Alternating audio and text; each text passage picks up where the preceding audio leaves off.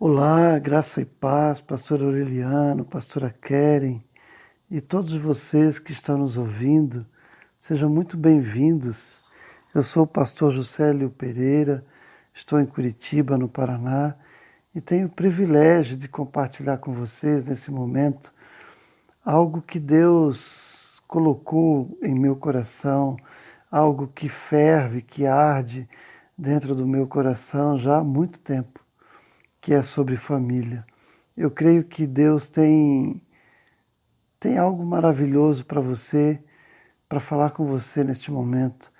Eu gostaria que você nos ouvisse com carinho, porque eu creio assim que o que nós vamos falar aqui é algo muito profundo, que pode mudar o teu relacionamento conjugal, o relacionamento com o teu filho, algo realmente maravilhoso e poderoso. Eu gostaria que você tivesse um exemplar bíblico na mão ou no celular, ou que você tivesse um papel e uma caneta para você anotar as referências bíblicas, para de repente anotar alguma frase que a gente diga aqui que vai chamar a tua atenção, ok? Família é algo que eu creio que você que está nos ouvindo, pelo menos a maioria de vocês, sabem, concordam comigo que família é algo que nasceu no coração de Deus, é algo maravilhoso, né? E muitas vezes a gente pensa em família como um pai, uma mãe, e filhos. Isso está certo? Claro que está certo. Mas a família nasce, quando há um casamento. Por quê? Porque ali se formou um novo núcleo, ali se formou uma nova célula. Em Gênesis 2:24, vai dizer que o homem deixa o seu pai e a sua mãe e une-se à sua mulher. E os dois, ou ambos, se tornam uma só carne. Os dois se tornam um só. Então, eles já entraram no novo núcleo, já se formou uma família. E isso é maravilhoso. Então, casamento, família, mas casamento é algo maior do que eu só. É algo maior do que o meu cônjuge só. É algo que são dois, mas o que eram dois e que agora se tornam um. Olha que poderoso isso, que maravilhoso isso. Jesus Cristo, lá em Mateus 19:6, ele vai além. Ele diz que além do casamento, ser a união de dois que se tornam um só, ele diz assim, não separe o homem, o que Deus uniu. Aí às vezes as pessoas têm dúvida, mas eu casei errado.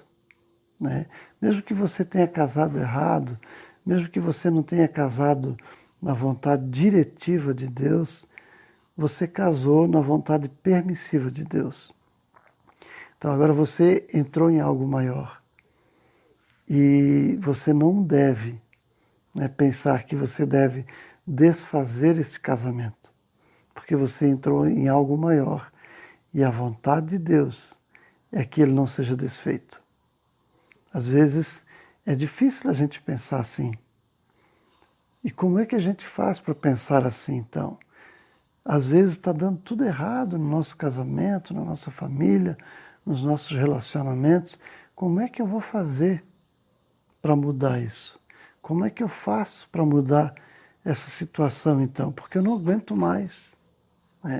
Então, às vezes, a gente vai procurar ajuda, de profissionais, até mesmo de pastores, e eles vão lá e dizem, eles acham um culpado, e eles dizem para esse culpado mudar o comportamento, eles dão macetes para vocês, Isso é bom? É bom, mas você está trabalhando no campo da consequência, do comportamento.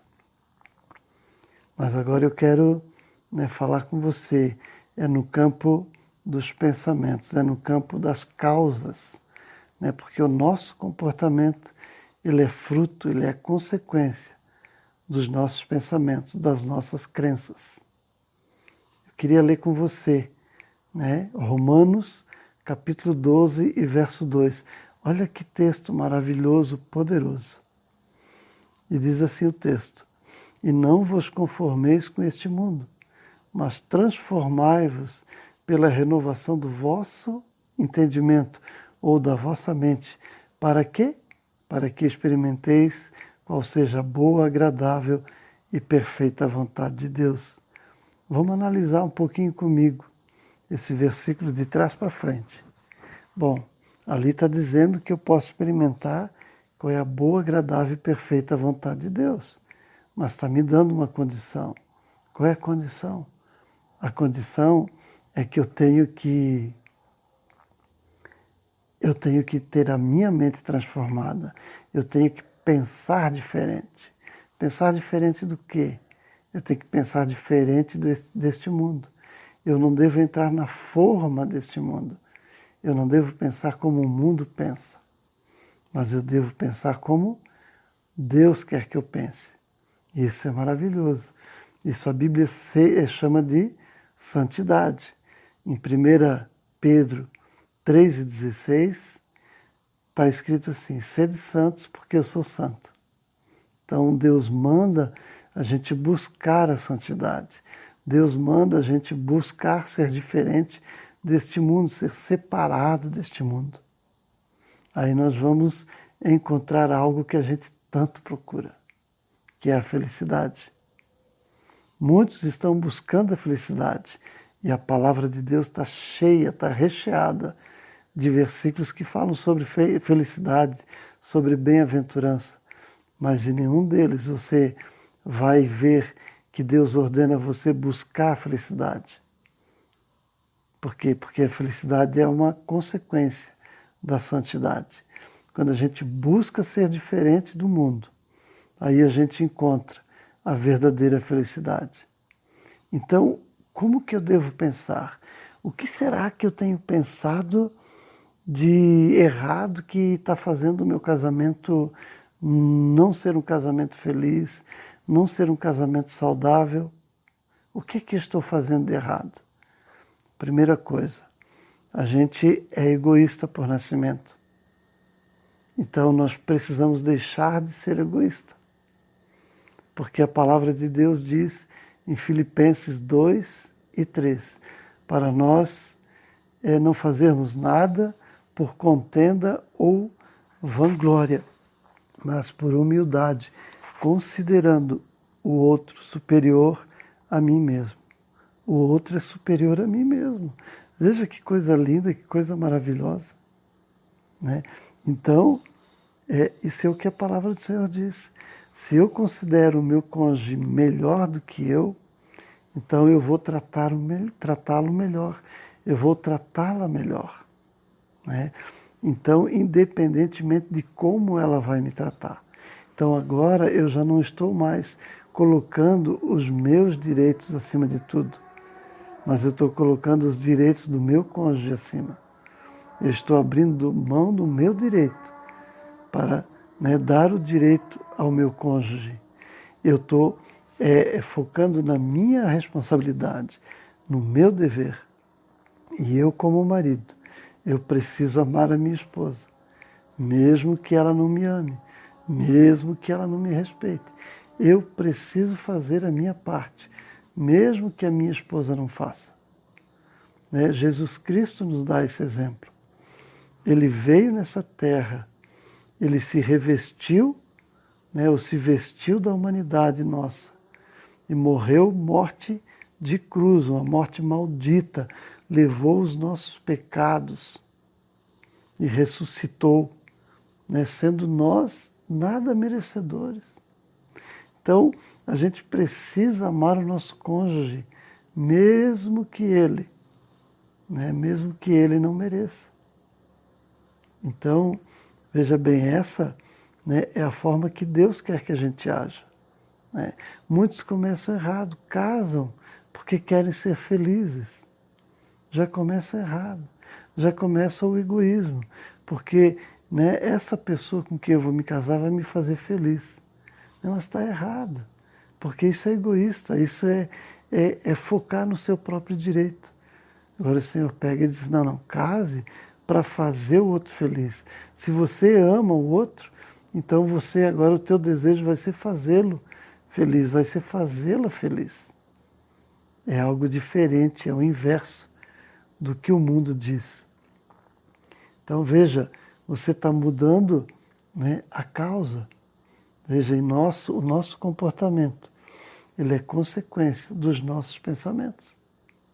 Né? Então, os nossos pensamentos vão atuar, vão atingir diretamente o nosso comportamento.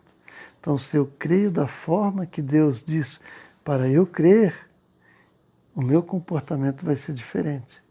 Olha que coisa linda e que coisa maravilhosa que é isso. Né? Então, veja, né, Deus, Ele criou o casamento. Deus, né, é projeto dele, é algo maior do que cada um de nós. Né? Então, se nós entramos no casamento, nós entramos em algo que Deus criou. Agora, a gente não deve separar, mas a gente deve agir conforme a palavra do Senhor. Né? Eu gostaria de colocar para você aqui quais são os projetos, né, de Deus para o casamento. E o que a gente deve fazer para que o nosso casamento seja um casamento feliz, seja uma família feliz, seja uma família saudável. Em primeiro lugar, nós precisamos colocar o nosso relacionamento conjugal em primeiro lugar. Né? O casamento pai e filho vem depois de relacionamento marido e esposa. Pelo menos no projeto de Deus é assim. O primeiro relacionamento interpessoal que Deus criou foi o relacionamento de Adão e Eva, de um marido e de uma esposa. Então, todos os outros relacionamentos vai depender desse. Então, tem gente que diz assim, eu me separei da minha esposa, ou eu não me dou bem com a minha esposa, mas com o meu filho eu me dou bem. Eu tenho um bom relacionamento. Segundo Deus, não tem como ser assim. Porque se eu tivesse com a minha esposa aqui agora falando com vocês, e de repente nós começássemos a discutir, todos vocês, unanimemente, perderiam a confiança no que nós estaríamos falando para vocês. Então imagine um filho que vê os pais brigando, ou vê os pais separados, vê os pais discutindo, vê os pais com pensamentos diferentes. Né? Como que esses filhos vão crer, vão confiar, vão ter a segurança nesses pais? Não tem como. A única forma de esses pais darem segurança para o filho é eles se tratando bem, é eles combinando, é eles tendo uma harmonia. Né? Então, veja, no casamento a gente não deve compensar um ao outro. Né? Compensar, se a minha esposa é muito ruim, então eu tenho que ser muito bonzinho. Né? Ou a minha esposa é muito boazinha, muito, né? Eu tenho que ser mais durão. Não. No casamento essa palavra deve ser extirpada. Compensação, não. Deve haver complemento, deve haver completude. Um deve completar o outro ou complementar o outro. Jamais compensar o outro. E isso é maravilhoso, isso exige de nós, né, algo assim, para a gente fazer algo intencional. A gente precisa tirar do nosso piloto automático. Essa é uma das dicas que eu dou para vocês. Né? Coloque o seu relacionamento conjugal em primeiro lugar. Em segundo lugar, né, o casamento deve ser um lugar onde os propósitos se realçam.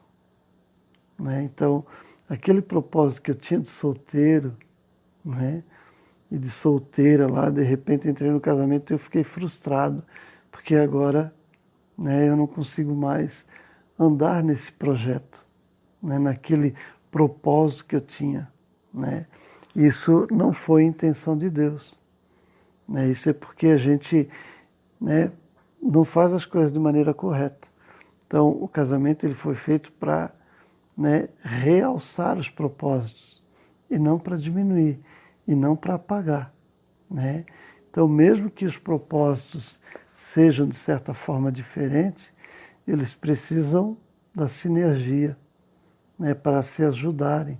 Sinergia, né, é algo que, digamos assim, são duas coisas diferentes, duas forças diferentes, mas unindo, né, em harmonia para o mesmo objetivo. O exemplo que eu posso dar para você aqui é, né, o de uma orquestra, né, onde tem um teclado, onde tem uma guitarra, onde tem uma bateria. Cada um toca, né, de um jeito, cada um faz um som diferente, cada um, né, age de uma forma, mas os três juntos, bem tocados, né, eles vão ser harmônicos, eles vão formar uma sinergia e vai sair dali uma melodia gostosa de se ouvir. Então esse deve ser o casamento, né, onde os propósitos, mesmo diferentes, eles possam se realçar através da sinergia, né? Ali também, né, no nosso casamento, deve ser um lugar de cooperação, né? A gente deve estar ali no casamento para cooperar um com o outro e não para julgar e não para extrair, né, algo ruim do outro. Não, não, não. Nós não estamos ali, sabe, para vencer o nosso cônjuge, para vencer o nosso filho, sabe? Nós estamos ali para cooperar. Eu queria trazer para você aqui um exemplo, né, de dois jogos, né? O jogo de tênis e o jogo de frescobol, né? Então, os dois jogos, eles têm raquetes, eles têm rede, né? Eles têm uma bola e eles têm dois jogadores, né? Então, o jogo de tênis, qual é, né, o objetivo do jogo? É eu jogar a bola para o outro que está do outro lado errar. Eu tenho que jogar de forma que eu faça ele errar. Porque se ele errar, eu ganho, eu sou vencedor, eu aplaudo, eu fico feliz e ele fica triste. Então tem gente dentro da família que ele está jogando um jogo de tênis. Ele quer vencer o outro. Ele quer ver que ele tem razão e o outro não tem razão. Ele quer ver o outro triste. Mas esse não deve ser o jogo de um relacionamento familiar. O jogo deve ser o jogo de frescobol. Sabe o jogo de frescobol, onde a gente muitas vezes joga na areia da praia? Quando o objetivo do jogo não é eu derrubar a bolinha, é fazer com que a bolinha não caia. Quando o outro jogador joga a bolinha meio errado, eu me esforço para pegar. Porque se eu deixar cair, eu perco, o outro perde, todo mundo perde. Agora, se eu consigo pegar, mesmo que a outra pessoa jogue errado, e eu consiga consertar e o jogo continuar, né, eu ganho, o outro ganha, todo mundo ganha. Porque, veja bem, o inimigo, João 10 assim, que o ladrão, que tipifica o inimigo, veio para roubar, matar e destruir. Mas Jesus disse, mas eu vim para que tenham vida e a tenham em abundância. Então o único derrotado deve ser o Satanás. Não deve ser o nosso cônjuge, não deve ser o nosso filho, não deve ser o nosso pai, não deve ser o nosso irmão, não deve ser ninguém. Apenas Satanás. Só ele precisa ser derrotado. E quando eu venço e o outro perde, na verdade não houve vencedor. Na verdade os dois perderam e só o Satanás saiu ganhando. Quando só ele precisa ser derrotado. O nosso lar precisa ser um lugar de cooperação, porque ali, né, nós precisamos estar livres para nós sermos transparentes. Nós precisamos ser transparentes, nós precisamos ter né, o direito, aí sim o direito, né, de nós nos abrir, seja eu o marido, seja minha esposa, seja os meus filhos, e ali contar os nossos problemas, nos abrir, pedir ajuda, né? Tiago 5,16 diz assim, a parte A do versículo: portanto, confesse os seus pecados uns aos outros e orem uns pelos outros para serem curados.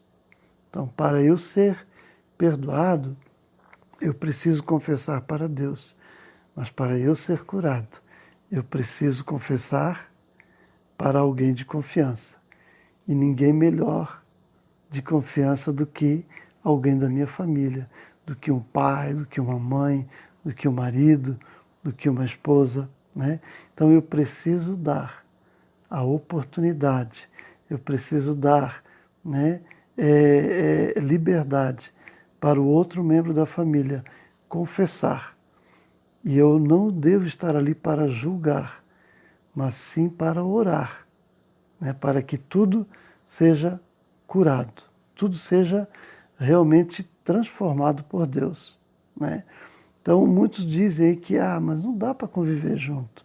Quando a gente, né, se vê uma vez ou outra, eu não conheço o defeito dele ou dela, ela não conhece o meu defeito, e aí dá para viver. Mas quando eu convivo junto, aí eu vou começar a ver os defeitos do outro e isso vai se realçar e vai produzir um afastamento. Mas eu quero dizer que segundo Deus, não. Segundo Deus vai gerar comunhão, vai gerar compromisso, vai gerar companheirismo, vai gerar mais amor, né? Porque realmente essa é a vontade de Deus. Então veja, isso é maravilhoso da gente pensar. E eu gostaria que você meditasse em outro ponto comigo. Qual é o outro ponto que o nosso casamento ele precisa ser uma bênção, né? Ele precisa ser um paraíso, um lugar onde as pessoas tenham prazer em ficar.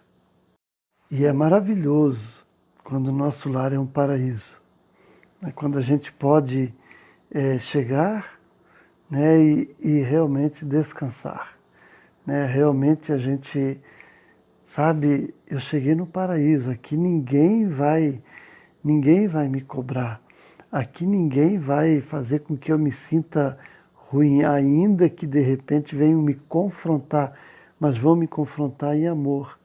Primeiro, né, eu preciso saber que eu sou aceito nesse lar, que eu sou bem-vindo nesse lar, né? E quem está no banco do motorista é o pai, é a mãe, né, para tornar o lar um paraíso.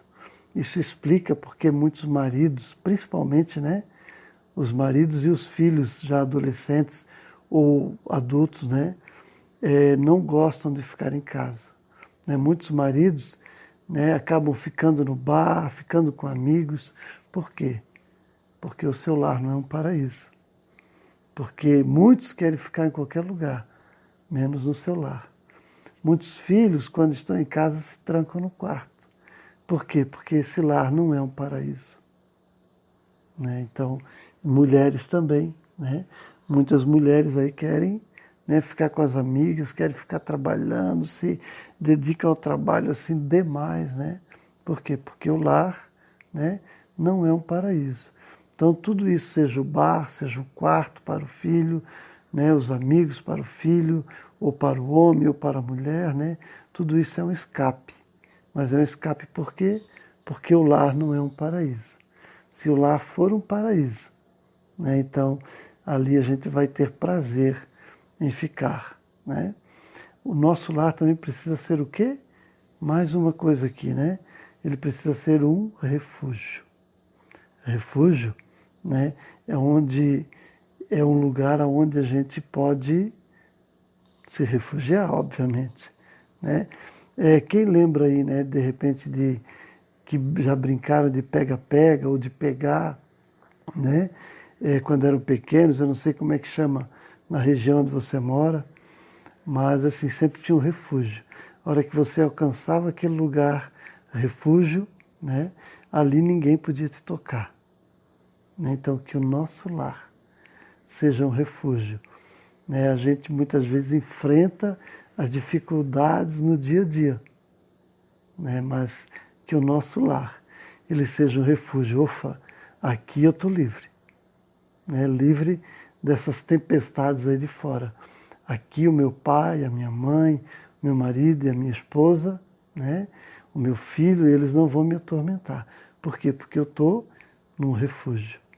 Né? Então, assim como num dia de chuva, nós nos preparamos na nossa casa para enfrentar a chuva, para enfrentar o frio, né? O lugar que a gente se prepara é na nossa casa.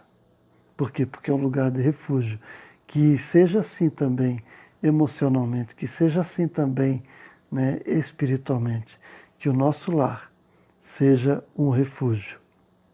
Então, amados, né, eu queria que você pensasse nisso, que você pensasse diferente, que você assumisse a responsabilidade. Não que você transferisse a responsabilidade para o teu cônjuge, mas que você assumisse essa responsabilidade. Vai começar por mim. Eu vou fazer a diferença. Eu vou pensar diferente do que o mundo pensa. Eu vou começar a amar o meu marido. Eu vou começar a amar a minha esposa. Eu vou começar a amar o meu filho, o meu pai. Vai começar por mim. Eu vou fazer a diferença. Eu vou dizer que os amo. Eu vou pedir perdão, independentemente se o outro fizer isso ou não. Sabe? É uma mudança de mente, é uma metanoia. Né? Agora eu penso diferente. E eu pensando diferente, o meu comportamento vai ser diferente. Um dia minha esposa disse que ela estava orando, pedindo para o Senhor me mudar. Né? Porque, veja, hoje nós temos esse entendimento, hoje, né, os nossos filhos são casados, nós moramos sozinhos na nossa casa e temos um relacionamento muito bom, mas nem sempre foi assim. A gente bateu muita cabeça. Né? E ela orava, Senhor, transforma o Célio, porque o Célio é muito ruim. Aí o Senhor usou uma pessoa para ir lá no ouvido dela e dizer assim, eu vou mudá-lo, mas primeiro eu quero mudar você. Então, amados, né, seja você o primeiro a mudar. Assuma essa responsabilidade. Né? Então, sabe, dê esse passo. Eu te animo a dar esse passo. Né? Porque as coisas vão mudar.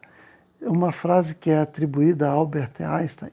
Há alguns que dizem que não é dele, bom, mas enfim.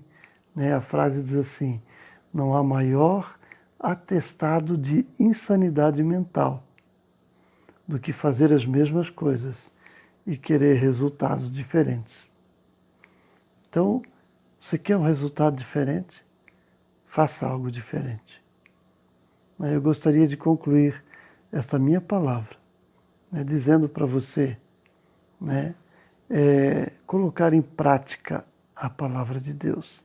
A palavra de Deus, ela não é apenas uma verdade, ela é a verdade. E olha o que diz em Tiago 1:22. Tiago 1:22. Diz assim, e sede cumpridores da palavra, e não somente ouvintes, enganando-vos a vós mesmos. Noutra versão diz assim, sejam praticantes da palavra e não apenas ouvintes, enganando a si mesmos. Veja, amados, né, a gente precisa ouvir a palavra, a gente precisa entender a palavra, mas também a gente precisa praticar a palavra. Né? A palavra não é algo mágico que a gente leu, né, e as coisas aconteceram. Não, a gente precisa praticar, a gente precisa negar o nosso eu, negar a nós mesmos. A gente precisa ir além do certo e do errado. a gente precisa fazer a vontade de Deus. A vontade de Deus, né, é a excelência. A vontade de Deus é que eu e você, né, faça as coisas segundo a palavra dele. Né, segunda coisa aqui para nós concluirmos, né, a gente precisa pensar em longo prazo, a longo prazo. Né, porque é possível que a gente já tenha caminhado, né, um bom caminho de forma errada. E agora a gente quer fazer uma vez o correto e já ver tudo diferente. Não, né, é um processo. Agora você vai fazer, né, vai se converter, vai fazer uma conversão de 180 graus. Né, e talvez você tenha que percorrer esse caminho todo de volta. Né, o nosso Deus é poderoso para mudar no estalar de dedo? É, mas Ele não promete que Ele fará dessa forma. Então, amados, pense em longo prazo. Faça uma vez, 2 vezes, 3 vezes, faça quantas vezes for necessária, porque o Deus que nós servimos, Ele está com você. Então, amados, se for necessário recomeçar pedindo perdão, peça perdão para o seu cônjuge, peça perdão para o seu filho, peça perdão para o seu irmão, peça perdão para o seu pai, para a sua mãe. Não é assim que a palavra de Deus nos ordena? Que a gente precisa, né, perdoar, a gente precisa ser humilde, pedir perdão. Aliás, você também deve perdoar. Né? Se a gente não perdoar, Deus também não vai nos perdoar. A própria oração do Pai Nosso que Jesus nos ensinou já diz: Pai, perdoa-nos as nossas ofensas, as nossas dívidas, assim como nós perdoamos aos nossos devedores. Então veja, amados, nós precisamos colocar a palavra de Deus em prática. E também precisamos buscar a Deus através da oração e da leitura bíblica diariamente. E nós precisamos fazer isso de forma consistente e de forma constante. Não é esporadicamente, não é só quando as coisas estão ruins, mas é sempre. Veja, o nosso Deus, Ele é o primeiro, Ele é o último, Ele é o alfa e Ele é o ômega. Ele pode ser a nossa última saída? Né? Pode, mas Ele quer ser a nossa primeira. Né? Então, Ele é o primeiro também, e Ele quer ser o primeiro na sua vida. Coloque Ele em primeiro lugar, transforme a sua mente, a sua forma de pensar, se alimente da palavra do Senhor e coloque ela em prática. E você vai ver que o teu casamento, que o teu relacionamento conjugal, que a tua família vai mudar, e vai mudar para melhor, para muito melhor. Veja, Deus quer transformar a tua família, a começar por você. Sabe, Deus nos ama, sempre. Deus nos ama por igual, independente daquilo que fazemos ou deixamos de fazer. O que Ele não ama é o pecado. Mas a nós Ele continua amando. Assim como João 3,16 nos diz que Deus amou o mundo de tal maneira que deu o seu Filho unigênito, para que todo aquele que nele crê não pereça, mas tenha vida eterna. Deus nos amou primeiro. A diferença é que nós, como seres humanos, amamos, uns amam Ele mais, outros amam Ele menos. Agora, essa é a diferença, né? De nós para com Ele, não dele para com a gente. E eu quero te animar, neste momento, a realmente colocar a tua vida nas mãos dele. Entregue tudo a Ele e você vai ver o que Ele fará. Vamos orar. Pai, em nome de Jesus, ó Pai, eu creio que essa palavra, Senhor, veio direta do céu, Senhor, para os nossos ouvintes, ó Pai, para mim mesmo, Senhor, que estou falando e estou ouvindo, Senhor, esta palavra, Senhor, que está escrita, Senhor, na palavra de Deus, que é a tua Bíblia, que é a tua palavra, que é a verdade, Senhor, que é a principal revelação, Senhor, tua para conosco, Pai. Ó Deus maravilhoso, que esta palavra, Senhor, possa encontrar guarida, Pai, em cada coração, Pai, em cada ouvinte, Senhor, e que cada ouvinte possa decidir, Senhor, em praticar esta palavra, Senhor, que é a Tua palavra, que é a verdade, Senhor. E se tem alguém, Senhor, aqui ouvindo, que ainda não se rendeu a Ti, que ainda não Te aceitou, Senhor, como Salvador, Senhor, como Senhor da sua vida, eu oro por ele neste momento, Pai. Ó Deus maravilhoso, e que ele possa Te aceitar agora, Senhor. Ó Deus, como seu Salvador e como seu Senhor. Ó Pai amado, agora, Senhor, ele já é um filho Teu, Pai. Trabalhe, Senhor, na vida dele. Trabalhe, Senhor, na vida da família dele, Pai. Pai, nós oramos, Senhor, crendo, Senhor, e o fazemos, ó Pai, no nome santo e poderoso de Jesus Cristo. Amém. Amém. Muito obrigado, meus amados, ouvintes. Obrigado, pastor Aureliano, pastora Kelly, pela honra, pelo privilégio, pela confiança. Muito obrigado. Deus abençoe a cada um de vocês. Um forte abraço. Forte abraço. Forte abraço. Forte abraço.